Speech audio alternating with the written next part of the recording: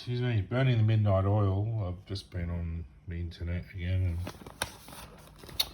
I'm thinking about wiring in my solar panels. I've got 3 panels. These are the specs. Pen went, I think this is it. So my panels are each 145 watts. And each one is 33.5 volts. And each one is about 4.33 amps. So there's 3 of them. So combined is so 15, 4 is 12, 13.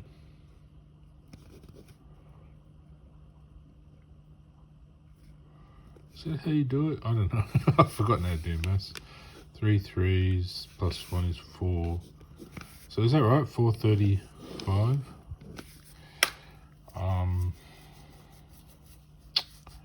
3 4s here plus the 1 plus here. So 335 watts combined. So I'll just get my calculator. I like using the calculator just to check things, because sometimes my brain's half asleep and I don't know if I'm doing things right. So I'll just do 145 times 3, 435. Oh, I knew it was anyway, but anyway. So I'm going to hook them up in parallel. So what it will be attached to is a 24 volt.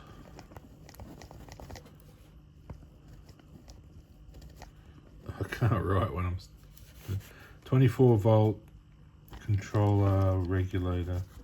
So this here, I can't really make use of all that power, all that voltage, but I can make use of the power. So the amps, because I'm dropping the voltage a bit, inversely these are proportional to watts. So that times that equals watts. So if that goes down, this will come up. So the amps will go up to 6 on each one, and the volts will come down 24. That's because my controller is 24 volt. It's not compatible to produce 33.5 volts. And you'll find on new panels these days, if you have a 24 volt panel, the voltage it produces will be something like double. It'll be 48 or something. So that's to cover the overheads, you know. So that'll be the rating though of how many volts it is. You probably could hook up a 48 volt controller and get it, but because of shade and other factors, they tend to bring it down to about half.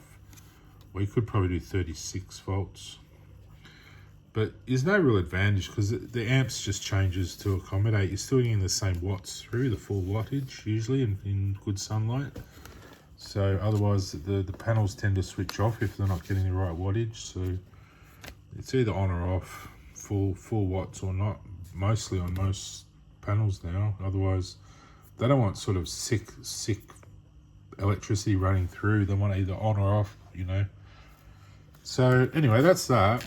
And what I'm thinking, if we come over to here, I'll just do the maths. So I want it in parallel, because if I do it in series, the voltage here, 24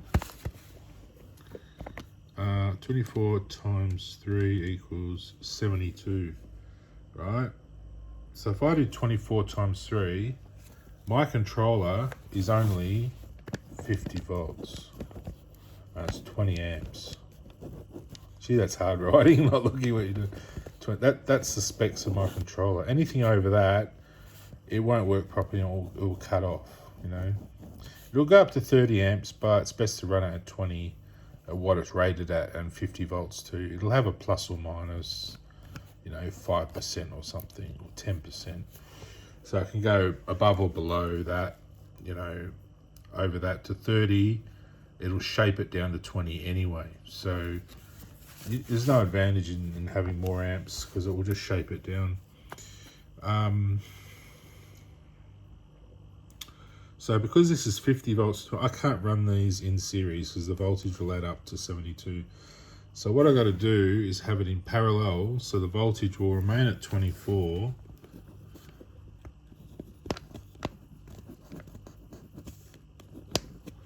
So the voltage will be 24 across the 3 panels, and the amps here will add up. So the amps is 4.33. So really at 24 it's 6 amps. So 6 times 3, easy, 18 amps. So if you look across here, 50 volts, we're well under, so that's safe. And the amps 20, we're well under there too, within 5% or whatever, 2% or whatever it is, I don't know. So we're in the safe zone. So this is perfect for us. It matches our regulator controller. It's well under for our isolator switch, which this will all be attached to.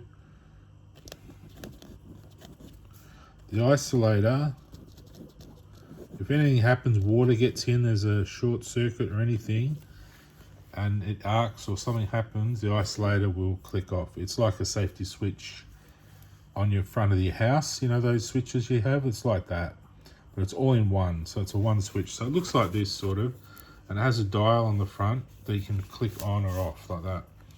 And if something happens, it'll go click and switch off. It's like a safety breaker.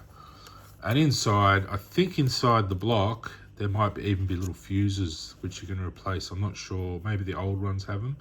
But yeah, the isolator switch I had, which was this, which was a 4-pole one, or 2 or 4-pole one, it was totally rusted through, so I had to replace it. All the fuse, everything would have been totally damaged. It might have worked, but not very well. So I took it out. I had a look at it. I've totally, basically written it off. So I buy a new one. They're only about $45 or $50. I found one that looks pretty good nearby, so I'm going to maybe buy that tomorrow and in the morning. And the way they're configured, I think these two on either side, two might be down here actually, but they're connected. So these two are connected. So this switch here will disconnect them in the middle once the pole is thrown open. So then the pole's closed. These two will connect, and 3, 4 connect, and 5 and 6 connect, and 7 and 8 connect. That's the natural connection of these ones, right? That's just the way it's wired in. If you get a multimeter and touch this one and this one, you'll get continuity between these different ones. When the switch is open, you won't. They switch off. So you can get jumpers. So say you want this block all to be positive, on this block here all to be negative, you can jump these like that, and that will create a totally positive block that when you open this, those two will open and it will disconnect the circuit. And then if you do that one, it'll open there and disconnect those ones too. So if you want a 4-pole, that's what that's like. If you want 2-pole, you just use 1 or 2 of these, 2 positive, 2 negative, 2 different poles. So you got your 1 and 2 positives, and your 1 and 6 or whatever, and your 3 and 8, or it'd probably actually be, they're negative. So that was how that would work. You can get jumpers that connect on the top. I think they clip on. They're like little clips that come on. The older ones are wires that you wire in and screw, but the screws break and they get rusted. And I think whoever had the panels last, whether it was my brother-in-law or whoever, drilled holes in the back to put them on, and the water got in. They didn't put seals on them, so I'll have to find the proper way to attach it so there's nothing. The plugs at the top. What'll happen is it has a plug here and a plug here, and a plug here, and a plug here. And that's for your 4 poles, because you got 1, 2, 3, 4. You got 4 positive and 4 negative. So you can configure them differently. I think if you want 3 positive and 1 negative, I think you can not jumper these and just have separate ones. So there are 4 poles. You can make negative or positive, however you want. So what I want to do is put 2 wires coming in here, 2 wires in here, 2 wires coming in here, and then 2 wires coming out of here. These 2 will be positive, negative, going to the regulator. Controller. And these have like a little house, a little plug that you sort of stick the wires through and screw it up, and it stops the water getting in. It's a very rubberized little plug. So on this one, I'm trying to think the easiest way. Probably make them all the same, like positive, negative, positive, negative, positive, negative. So this one here will be 1 panel. This here will be a panel. This will be my 3rd panel. If you want more than 3 panels on one of these blocks, you really have to put them into a block housing connector box first and then run it in just 2 wires. Or you can use these branches and put your 3 panels on each one, have 2 of them, one for positive, one for negative, then run the branch off, the positive and negative lines into one of these. But all you do then really connecting 1 positive to a negative, 1 and 5 or whatever, and then 1 positive to negative on this side, 2 and 6. That's how you connect it up with just 2 wires. Because I've got 1, 2, 3, 4, 5, 6, 7, 8 wires, I think I have to do one of these wires will go here. One of these positive ones will go here. One of these positive ones will go here. And then I would say this positive one will come from here. That one goes down to there. And then the negative one's the same. So this negative up here will go to here. This negative one up here to here. This negative one to there. And then this negative one off to 8. So you sort of got 4 and 8 coming off on the way out. So in that way, to make them parallel, I need all the positive ones connected and all the negative ones connected. So the 2 coming out will be just single positive and negative off these 2 blocks. I want 2 blocks. Whether they go 1, 3, 5, 7 like that, and then 2, 4, 6, 8, it doesn't matter as long as the connections are the same. Sometimes this one connects with this one for some reason, or not exactly across.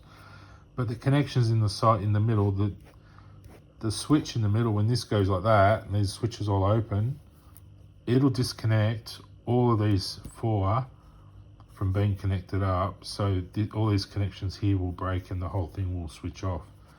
As soon as those negatives disconnect, those 2, that'll isolate this one from this one, and that's connected to here, and that'll isolate that one from that one. So so all this will break off. So yeah, I'm just wondering if one's connected to there, that might still allow one to run, mightn't it? I'm just wondering how that works. If they're jumpered, maybe only jumper the one side and leave that one off. So when the switch connects, it connects through. So maybe just one side's not connected. Maybe I'll have to research it. I think maybe just the jumpers on this side, two jumpers, or even one there and one here. Because once these are connected, that's all together, and once these are on, the switch is on, these are all together. And I think this is better for your wiring than using these. I don't think these are very good having 3 coming into the one on these little things, because they don't have fuses in them or breakers or switches. They just come straight in. The switches, all the power's coming through the one line. I think it's better to divide it up inside your isolator box. And if you ever want to do a series instead of parallel, you could rewire them, move the wires a bit so that one would connect to 5 and then 5 would connect to 2, and 2 would connect to 6, and then 6 would connect to 3, 3 to 7. So they go in a sequence down to the last one. So you'd have positive to negative all the way through. So you want sort of these two. The positive is the in light, the one coming in. So then you want one coming in you want connected to the next one. So wherever this one comes in, you want that connected to the negative of this one, then the positive of this one going to the negative of the next one. That's the daisy chain. So it goes, instead of branching, it goes positive to negative, and then the wire, then the positive to the negative, the next one. So they're all daisy chain. Whereas this one, all the positives go on, and then it comes out the single positive. So all the positives connect to the positive, and all the negatives to the negative. So it's divided up. With daisy chaining, you're stringing them together. So the positive will go to the negative of the next panel, and then the positive of that panel will go to the negative of the next panel. So they're connected together. So you'd have to work out how the jumpers would work and how the wires would go in. They go in and just clip in. So you'd want a bit of excess wire to be able to move them around a bit. So always leave a bit of excess outside, because I think what you can do is when you get your little box and you have your wires coming out like this, you can have the one panel connected with, you've got positive and negative, you can have your mc4 connectors like that, and your panel with your 2 wires, mc4, and just connect them on, straight on each one, each panel, each 3, when you've got 3 panels. And then this one, the positive and negative, goes straight to your controller regulator. So that's really clever, isn't it, doing it that way rather than using these ones. You can do either one really, but why not make use of all the connections inside your box? You're buying a 4-pole or 2 or 4-pole, you might as well use them all. Otherwise you might as well just buy a little 2-pole one. I mean, there's no advantage if you've already got a 4-pole. I mean, why not use the parallel and series options inside the box? Because if you look in the if I have a look here,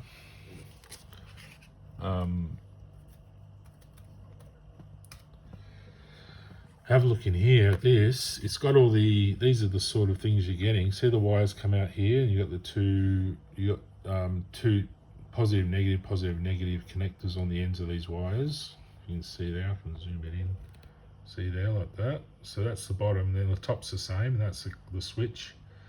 So this is the sort of thing I'll be looking at buying. It looks like that, the switch, a little switch on the front. So this goes on the side of your panel somewhere. You can bolt it onto the frame, and you have, see at the top, the plugs. You take those out and you put the rubber grommets in, and the lines, and they screw in. But these are your options down here a bit further. You've got all these sort of options, like these are your 2-pole, 4 parallel poles. So that's kind of what I'll be using. So you have 1, 2, 3, and 4 all positive, and then 5, 6, 7, 8 all negative. So you want them all sort of connected, but at the same time, when the switch goes off, you want it to all disconnect. So you've got to work that out, how to actually put it together. And that's the idea of electrical stuff, is you just see what your options are and do what you can. I mean, there's no real great rules except for safety, really. You just want to be safe when you're doing it. I mean, these are the different options here. This one here gets me a little bit confused, because it says here that these are the ones you want to connect together for your 4 parallel. I'm only using 3 parallel. So this last one would be the positive and negative.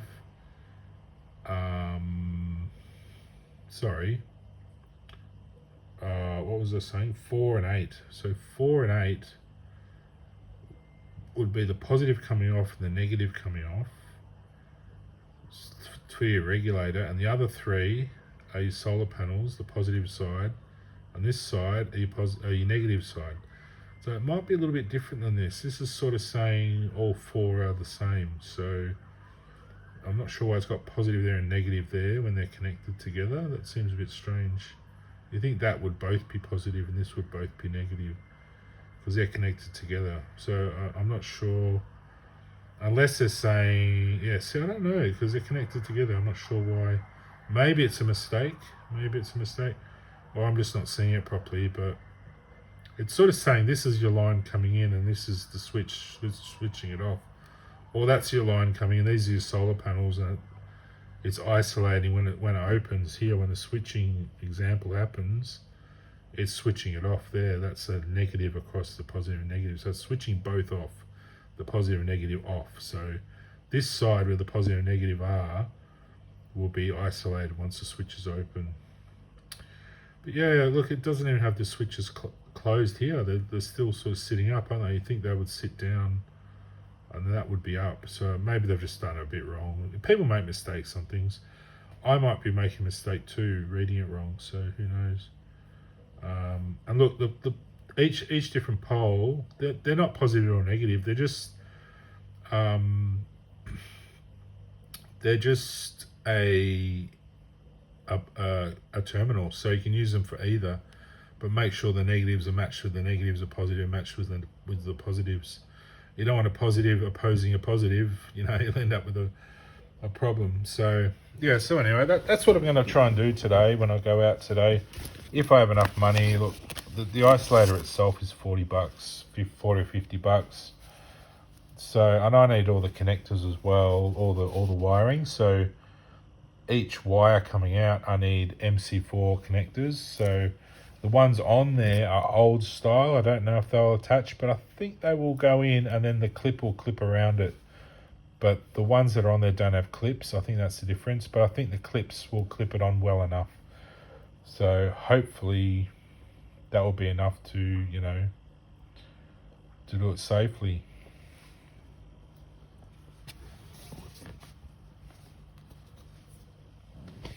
So yeah, I'll leave it there, and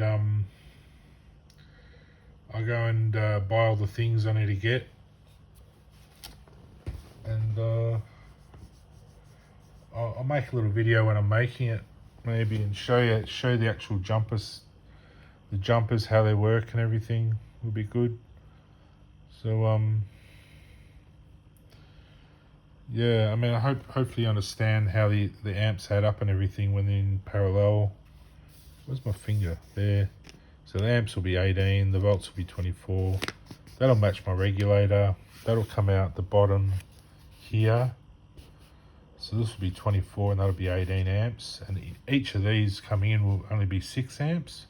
But the positive will be, each one coming in will be 24 volts, 6 amps each.